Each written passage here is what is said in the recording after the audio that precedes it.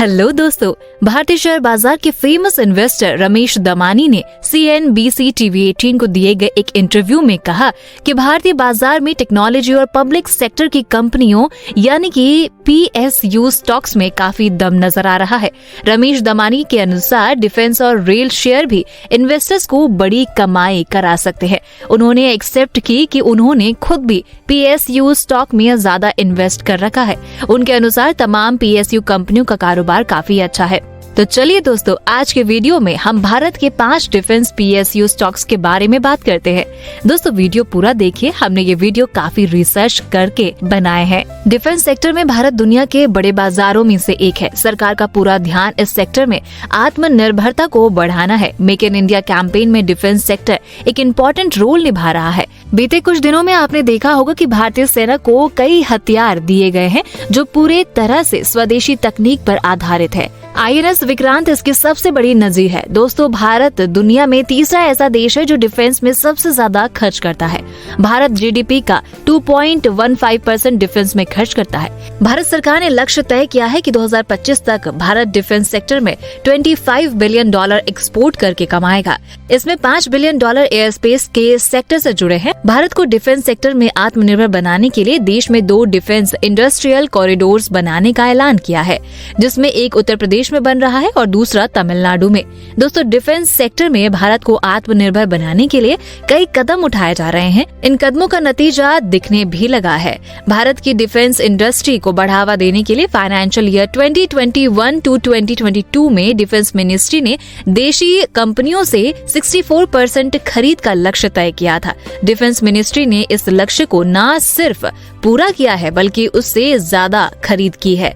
Defence ministry के मुताबिक इस फाइनेंशियल ईयर के एंड तक कुल बजट के 65.50% खरीद इंडियन इंडस्ट्री से की गई है। डिफेंस सेक्टर की भारतीय कंपनियां स्वदेशी जरूरतें तो पूरी करने की कोशिश कर ही रही है, साथ ही दूसरे देशों में भी अपनी पकड़ मजबूत कर रही है। डिफेंस सेक्टर से जुड़े साजो सामान बनाने वाली भारतीय कंपनी MKU फिलीपींस की फोर्स को मॉडर्नाइजेशन में सपोर्ट कर रही है। MKU उन्हें बैलिस्टिक और ऑप्ट्रॉनिक सोल्यूशन दे रही है। उम्मीद जताई जा रही है कि भारत के डिफेंस सेक्टर से जुड़ी तकनीक ग्लोबल हो जाएगी। इंडियन इंडस्ट्री मिलकर make in India for the world को आगे बढ़ाएंगे।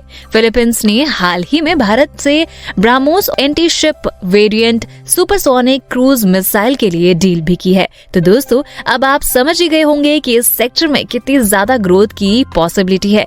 आज जिस दौर में दुनिया है वहाँ कोई भी देश अपनी सिक्योरिटी को लेकर रिस्क नहीं ले सकता है। रूस के यूक्रेन पर हमले के बाद से तो भारत में डिफेंस स्टॉक सुर्खियों में है। आइए जानते हैं इन डिफेंस PSU स्टॉक के बारे में जो आपको लॉन्ग टर्म में मोटा पैसा बनाकर दे सकते हैं। इस लिस्ट में सबसे पहला नंबर है भारत इलेक्ट्रॉनिक्स लिमिटेड की। BEL सरकारी स्वामित्व वाली एक नवरत्न कंपनी है जो डिफेंस मिनिस्ट्री के तहत आती है। BEL भारतीय सेना के 3 अंगों थल सेना, वायु सेना और नौसेना के लिए इलेक्ट्रॉनिक्स प्रोडक्ट्स और सिस्टम्स बनाती है। भारत सरकार की BEL में 51.14% हिस्सेदारी है। कंपनी का मार्केट कैपिटलाइजेशन 85,107 करोड़ रुपए है। ये कंपनी लगातार डिविडेंड देती है। अभी कंपनी का शेयर 105 रुपए के आसपास ट्रेड कर रहा है। रमेश दमानी ने इस कंपनी का अपने इंटरव्यू में जिक्र भी किया था। BEL अपने रेवेन्यू का 7.5% हिस्सा रिसर्च और डेवलपमेंट पर खर्च करती है, जो कि डिफेंस पब्लिक सेक्टर की कंपनियों में सबसे ज्यादा है।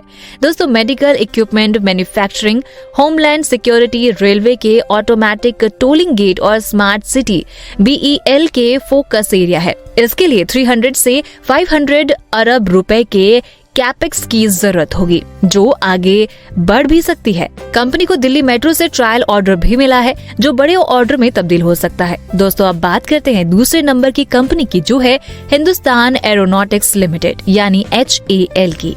ये भारत की सबसे प्रेस्टिजियस डिफेंस कंपनीज में से एक है, जो पिछले कुछ सालों में कई सफल लड़ाकू विमानों और विमान की पुर्जों के निर्माण के लिए जिम्मेदार है। ये एक पब्लिक सेक्टर की कंपनी है जिसका मुनाफा और शेयर की प्राइस पिछले साल उसके लड़ाकू विमानों जितनी तेजी से बढ़ रही है।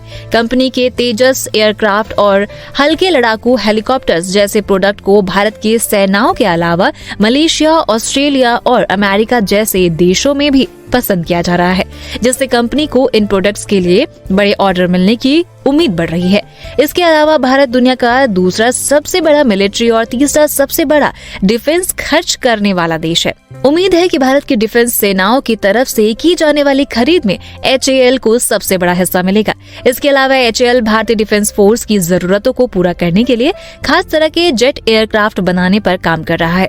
कंपनी एक आर्टिफिशियल इंटेलिजेंस आधारित मल्टी रोल एडवांस और लंबी दूरी तक उड़ान भरने वाले एक ड्रोन के डेवलपमेंट पर भी काम कर रही है। एक ऐसा ड्रोन होगा जो बहुत ऊंचाई वाले इलाकों में भी अपने स्ट्रैटेजिक मिशन को अंजाम दे सकेगा। हाल ही में मॉर्गन स्टैनली ने भी इस स्टॉक की कवरेज शुरू की है। मॉर्गन स्टैनली का कहना है कि भारत के एयरोस्पेस इंडस्ट्रीज में ग्रोथ के व्यापक संभावना है। HAL को सिर्फ मैन्युफैक्चरिंग सेगमेंट से ही आगे $60 अरब के ऑर्डर मिल सकते हैं। कंपनी का मार्केट कैप 88,759 करोड़ रुपीस है। पिछले साल कंपनी को 5,000 करोड़ का प्रॉफिट हुआ है।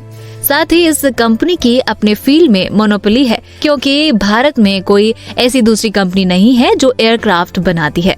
तो दोस्तों, अगर आप भी शेयर मार्केट में ऐसी अच्छी कंपनियों में इन्वेस्ट करना चाहते हैं तो आज ही डिस्क्रिप्शन में दिए हुए लिंक से अपना डीमेट अकाउंट ओपन करें। दोस्तों, अब बात करते हैं तीसरी डिफेंस PSU की, जो है भारत डायनामिक लिमिटेड की। BDL एक पब्लिक सेक्टर की कंपनी है जिसकी देखरेख डिफेंस मिनिस्ट्री करता है। डिफेंस मिनिस्ट्री के अंडर काम करने वाली ये कंपनी सतह से हवा में मार करने वाली missile, anti tank guided missile और एलाइड डिफेंस इक्विपमेंट बनाती है। हाल ही में भारत डायनामिक्स ने UAE की कंपनी तवाजुन इकोनॉमिक काउंसिल के साथ एग्रीमेंट किया है। TEC UAE के सैन्य बलों की डिफेंस खरीद करने वाली अथॉरिटी है। सरकार ने हाल ही में 101 हथियारों की तीसरी स्वदेशीकरण लिस्ट जारी की है। इन हथियारों और प्लेटफॉर्मों को दिसंबर 2027 तक स्वदेशी बनाने की प्लानिंग सरकार की है। दोस्तों, अगर भारत डायनेमिक्स शेयर के रिटर्न की बात करें तो इस शेयरों ने इन्वेस्टर्स को इस साल मल्टी बैगर रिटर्न दिया है। इस साल में कंपनी ने इन्वेस्टर्स को 140.01% का रिटर्न दिया है। BDL के 4 मैन्युफैक्चरिंग यूनिट है, जिसमें से 3 तेलंगाना, हैदराबाद, भानूर और इब्राहिमपट्टनम और साथ ही एक आंध्र प्रदेश विशाखापट्टनम में स्थित है। कंपनी अपने बिजनेस का विस्तार करने के लिए एक यूनिट महाराष्ट्र के अमरावती में लगा रही है। कंपनी का मुख्यालय हैदराबाद में स्थित है। दोस्तों, बात करते हैं नंबर 4 की, जो है भारत अर्थ मूवर्स लिमिटेड यानी BEML की। BEML एशिया में हेवी अर्थ मूविंग इक्विपमेंट की लीडिंग मैन्युफैक्चरर है। डिफेंस मिनिस्ट्री के तहत एक PSU कंपनी है।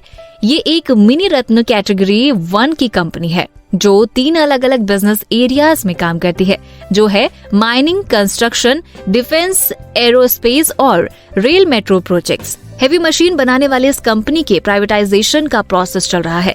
माना जा रहा है कि इस साल के लास्ट तक इस काम में काफी प्रोग्रेस हो जाएगी। इस टाइम सरकार के पास 54% हिस्सेदारी है, जिसमें 26% बेचने जा रही है। मौजूदा बाजार भाव पर BEML में सरकार की 26% हिस्सेदारी की बिक्री से करीब 2000 करोड़ रुपए मिलेंगे।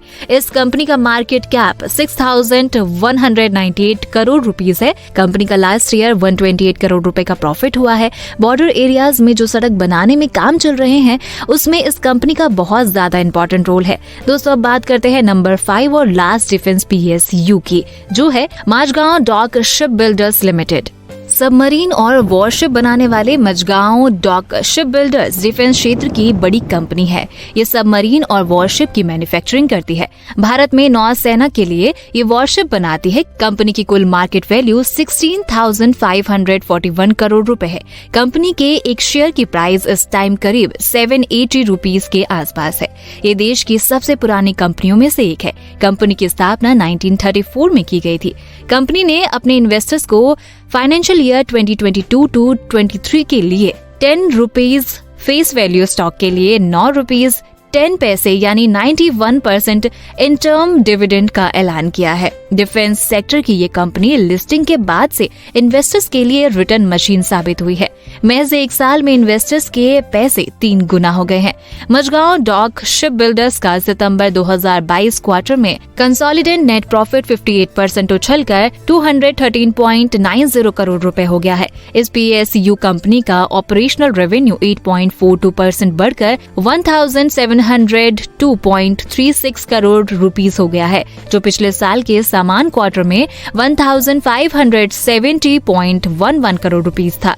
कंपनी को हाल ही में भारत नौसेना से भारी ऑर्डर मिले हैं। स्टॉक की मजबूत मांग इस स्टॉक की कीमत में भी दिखाई देती है। ये भारी वॉल्यूम के चलते अभी ये स्टॉक नए ऑल टाइम हाई पर पहुंच गया है। तो दोस्तों, बाकी की बातें टू बी कंटिन्यूड। लास्ट में आप सभी से क्वेश्चन है, इन सब कंपनियों में से आपकी पसंदीदा कंपनी कौन सी है और क्यों है? मुझे कमेंट करके जरूर बताइए। साथ ही अगर आप शेयर मार्केट में पैसा इन्वेस्ट करना चाहते हैं और अभी तक आपके पास डीमैट अकाउंट नहीं है या बहुत ज्यादा ब्रोकरेज से परेशान है, तो देश के सबसे अच्छे, बड़े और भरोसेमंद ब्रोकरेज फर्म ज़ीरोधा, अपस्टॉक्स और एंजल ब्रोकिंग का लिंक इस वीडियो के डिस्क्रिप्शन में है।